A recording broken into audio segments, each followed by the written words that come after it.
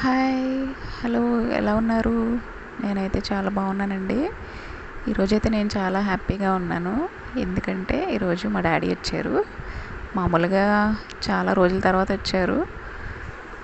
నేనైతే చాలా హ్యాపీగా ఫీల్ అయ్యానండి. మా కోసం చూడండి ఇవేవో తీసుకొచ్చారు. ఎప్పుడు వచ్చినా ఇలా కొన్ని తినడానికి ఇవి తీసుకొస్తూ ఉంటారు. పిల్లల కోసం, నా కోసం. ఈరోజైతే ఇవి తీసుకొచ్చారు. ఇందులో ఆవకాయ పచ్చడి, కారం, ఇంకా కొన్ని చికెన్ కూడా తీసుకొచ్చారు. ఇంట్లో కోసిన చికెన్. మాకు కోళ్ళు కూడా ఉన్నాయండి. సో కోడిని మర్డర్ చేసి తీసుకొచ్చేసారు. చూడండి అదైతే కర్రీ వండేస్తున్నానండి నేను.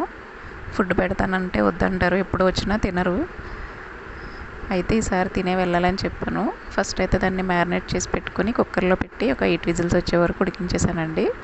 ఉప్పు, కారం, అల్లం వెల్లుల్లి పేస్ట్ వేసి ఉడికించేసాను.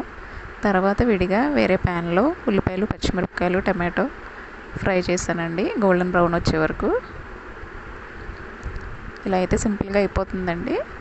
తర్వాత ఈ ఉడికించింది చూసుకొని ఉడికిందో లేదో ఒక పీస్ తీసి చూసుకొని ఆ వేపు ఆనియన్స్ అన్నీ ఇందులో వేసేసుకోవడం అండి. ఇలా వండి చూడండి ఒకసారి, చాలా బాగుంటుంది.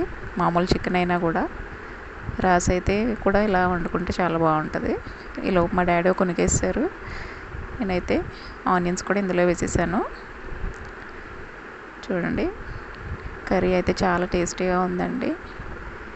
నాటుకోడి చికెన్ చాలా టేస్టీగా ఉంది. బాగా వచ్చిందండి ఈసారి.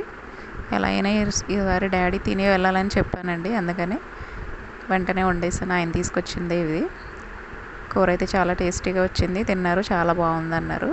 కాసేపు ఆడుకుని పిల్లలతో స్లోగా హాయిగా వెళ్ళారండి. వీళ్ళు మా వాళ్ళు బాగా చెప్తున్నారండి. I'm very happy.